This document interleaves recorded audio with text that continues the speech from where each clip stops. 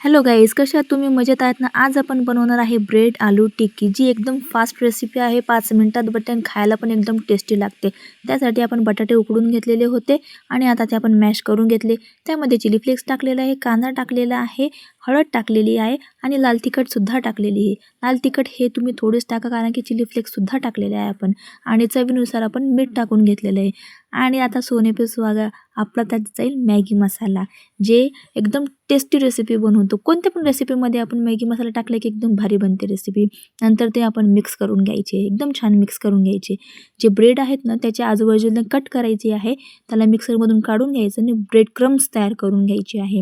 मग एक पोळपाट लाटून घ्यायचं आहे, त्याच्याने आपण ब्रेड आहेत ना ते थोडं लाटून घ्यायचं आहे. ते ब्रेडमध्ये आपण ते मिश्रण आहे ते टाकून घ्यायचं आहे आणि त्याला असंपैकी पॅक करून घ्यायचं आहे. मग अंडं फेटून घेतलेलं आहे, अंडं फेटून झालं की त्याच्यामध्ये आपण ते डीप करायचं आहे कटलेटला आणि ब्रेड क्रम्समध्ये पण त्याला मस्त असं आजूबाजून टाकून डीप करून घ्यायचे. मग शॅलो फ्राय करून घ्यायचे आहे. कमी गॅसवरच करायचे, फास्ट गॅसवर नाही करायचे. तर तयार आहे आपली आलू टिक्की, ब्रेड आलू टिक्की. सबस्क्राईब करा. माझं मुलाचं रिॲक्शन बघा आता. Wow, yummy.